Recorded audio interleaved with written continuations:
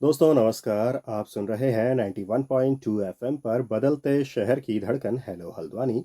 और हेलो हल्द्वानी एक सामुदायिक रेडियो है जिसे 91.2 मेगाहर्ट्ज की फ्रीक्वेंसी पर आप तक उत्तराखंड मुक्त विश्वविद्यालय लेकर आता है। और इस रेडियो पर हम विश्वविद्यालय से जुड़े हुए शिक्षार्थियों के लिए तो जानकारी लेकर आते ही हैं, साथ ही जो हमारा समुदाय है, हमारा समाज है, हम उनके लिए भी कई तरह के कार्यक्रम यहाँ पर लेकर आते हैं, कई तरह की जानकारियाँ यहाँ पर लेकर आते हैं। फिलहाल आज हमारे स्टूडियो में मौजूद हैं डॉक्टर डी डी लाल, जो कि national brain research centre Gurugram Haryana के पुस्तकालय प्रमुख हैं। तो डॉक्टर लाल, आपका बहुत बहुत स्वागत है हेलो हल्द्वानी के स्टूडियो में। नमस्कार सर।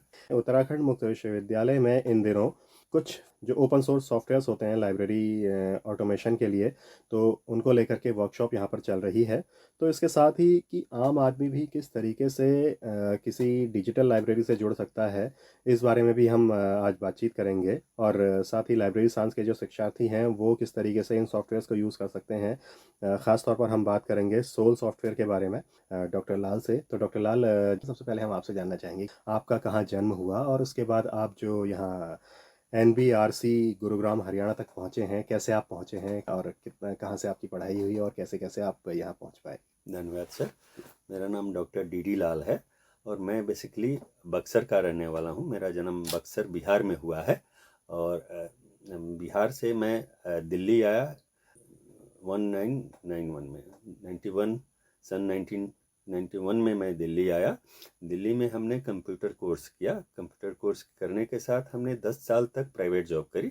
उसके बाद फिर हमारा सिलेक्शन हुआ national brain research centre Manesar में। ये national brain research centre DBT का एक ऑटोनोमस बॉडी है जो कि गवर्नमेंट ऑफ इंडिया के अंदर आता है और ministry of science and technology के अंदर आता है। तो सन 2000 में सितंबर 2000 में हमने ज्वाइन किया एनबीआरसी और वहाँ पर मुझे असाइनमेंट दिया गया लाइब्रेरी सेटअप करने के लिए। तो हमने वहाँ से अपना स्टार्ट किया लाइब्रेरी सेटअप करने के लिए और हमने पढ़ाई करी बेसिकली BLIS जो कि बैचलर ऑफ लाइब्रेरी साइंस बोलते हैं उसको। मास्टर ऑफ लाइब्रेरी साइंस हमने किया। फिर MPhil किया हमने, मास्टर ऑफ फिलोसफी जिसको बोलते हैं इन लाइब्रेरी साइंस। उसके बाद हमने PhD किया। हमारा PhD यूनिवर्सिटी ऑफ कलकत्ता से है जो कि 2015 में हमने किया।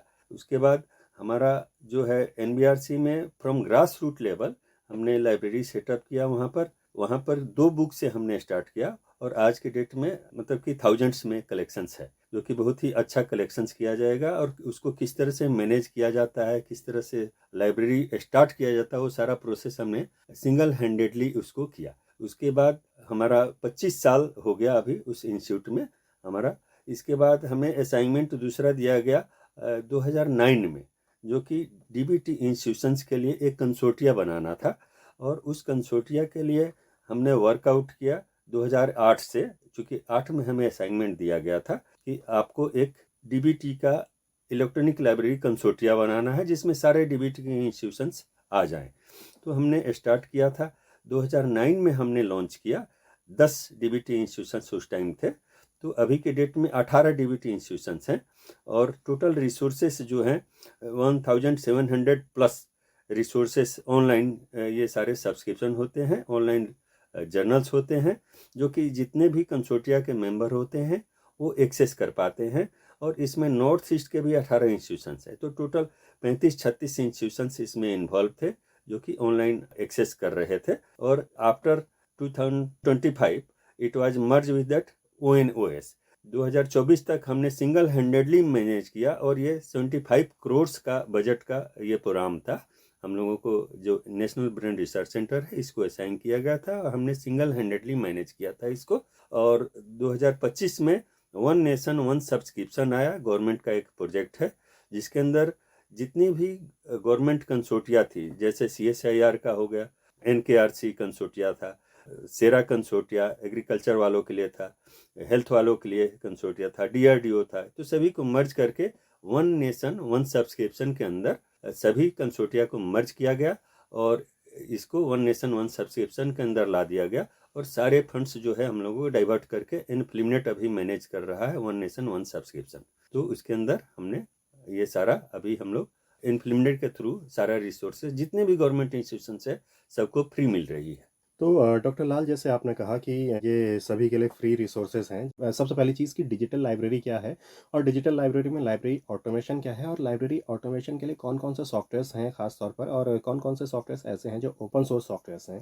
तो फर्स्ट आपने पूछा कि लाइब्रेरी साइंस में डिजिटल लाइब्रेरी क्या होती है।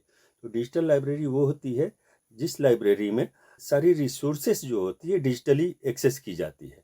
उसमें स्टोर्स जो होती है सारे डिजिटल मोड में या इलेक्ट्रॉनिक मोड हम कह सकते हैं उसको, सारे स्टोर होते हैं और वहाँ से हम सर्विसेज देते हैं जो कि यूजर कहीं भी रहे उसको एक्सेस कर पाता है।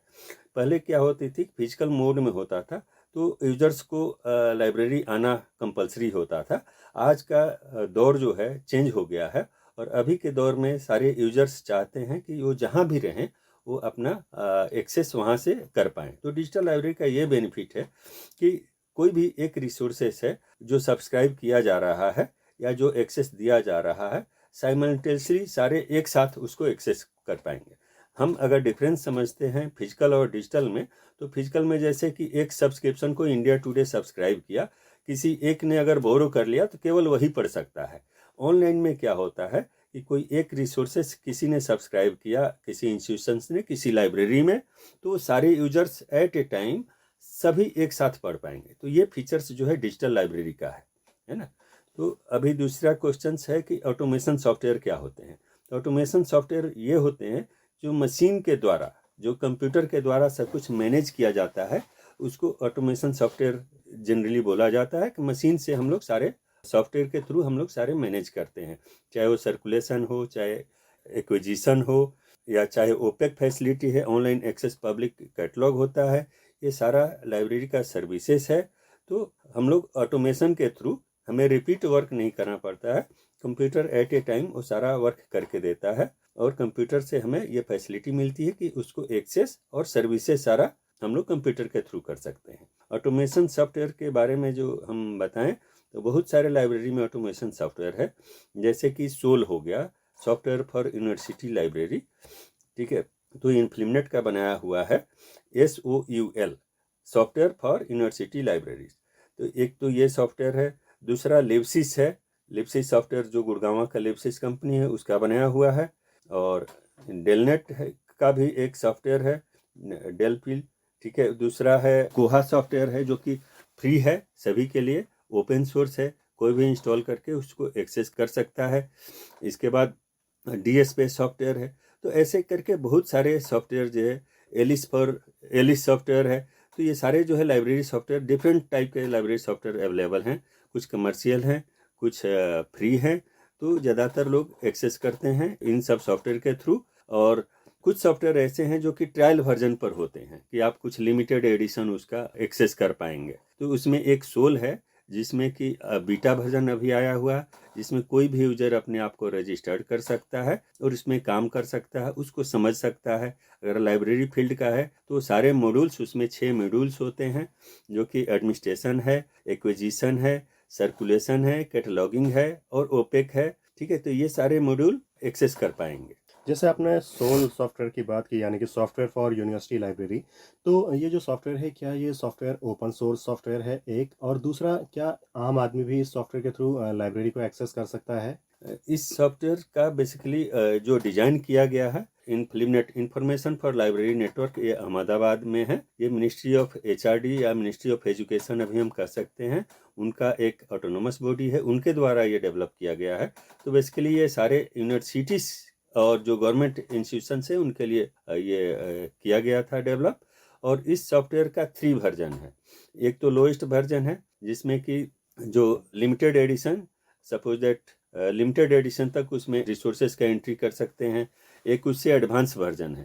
तो इसमें 2-3 वर्जन है जो कि निकाला गया है। और अभी एक जो है बीटा वर्जन चल रहा है, जो कि बीटा वर्जन के थ्रू कोई भी डाउनलोड करके, जो भी लाइब्रेरी यूजर्स हैं डाउनलोड करके अपने सिस्टम में इंस्टॉल कर सकता है और उसके थ्रू रिसोर्सेस एक्सेस कर सकता है। इसके अंदर एक ओपेक और वेब ओपेक होता है। तो जो वेब ओपेक होता है उसको यूजर्स कहीं से भी एक्सेस कर सकते हैं, कैंपस के बाहर भी हैं तो एक्सेस करके लाइब्रेरी में क्या बुक्स है वो देख सकते हैं। लाइब्रेरी में अगर ई रिसोर्स है उसको एक्सेस कर पाएंगे। तो ऐसा जो यूआरएल के थ्रू भी कर सकते हैं, यूआरएल हम लोग रजिस्टर्ड कर देते हैं, उसके अंदर यूआरएल के थ्रू जो फ्री रिसोर्सेस है वो कहीं से भी एक्सेस किया जा सकता है। तो डॉक्टर लाल, आपने हमारे लिसनर्स को बताया कि जो सोल सॉफ्टवेयर है वो क्या है और किस तरीके से ये लाइब्रेरी ऑटोमेशन में काम करता है, और इसके साथ ही किस तरीके से ये जो आम नागरिक हैं या फिर जो स्टूडेंट्स हैं जो किसी लाइब्रेरी को एक्सेस करना चाहते हैं, किसी बुक को पढ़ना चाहते हैं, तो वो इस सॉफ्टवेयर के माध्यम से किस तरीके से उन्हें एक्सेस कर सकते हैं, किस तरीके से उन बुक्स को पढ़ सकते हैं। तो काफ़ी सारी बातें आपने हमसे और हमारे श्रोताओं से इस बारे में की। अगर आपको लगता हो कि इस बातचीत में कुछ और बातचीत साथ में शामिल होनी चाहिए, तो एक बार फिर से आपका उसके लिए स्वागत है। जी, मैं इसके साथ ही कुछ यहाँ का हमने लाइब्रेरी विजिट किया जिसमें 26-27 हज़ार बुक्स अवेलेबल है। तो मैं यहाँ सजेस्ट ये करना चाहूँगा कि जो उत्तराखंड ओपन यूनिवर्सिटी है, इसमें जो 26-27 हज़ार बुक्स है, इसको डिजिटाइज किया जाए और इसको आम पब्लिक के लिए ओपन कर दिया जाए, ताकि जो भी आम पब्लिक ये जो हल्द्वानी के हैं या जो आसपास के हैं वो आके एक्सेस करें, पढ़ें। बहुत ही यूजफुल और रेयर बुक्स है जो कि कहीं और जगह मिलेगी नहीं, जो है यहाँ की लाइब्रेरी में अवेलेबल है।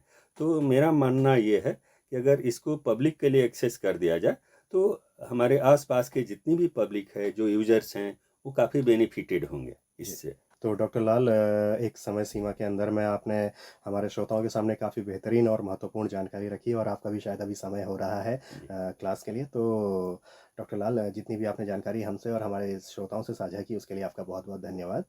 Thank you. तो दोस्तों, ये थे doctor D Lal, national brain research centre, Gurugram, Haryana से, जो कि पुस्तकालय प्रमुख वहाँ पर हैं। और आपका बहुत बहुत धन्यवाद हमसे और हमारे श्रोताओं से ये सारी जानकारी साझा करने के लिए। और दोस्तों, इसी के साथ आप सभी का भी बहुत बहुत धन्यवाद इस कार्यक्रम में इतनी देर जुड़े रहने के लिए। और इसी के साथ मैं अनिल भी चाहूँगा इस कार्यक्रम से अनुमति, फिर आपसे मुलाकात होगी। तब तक के लिए नमस्कार।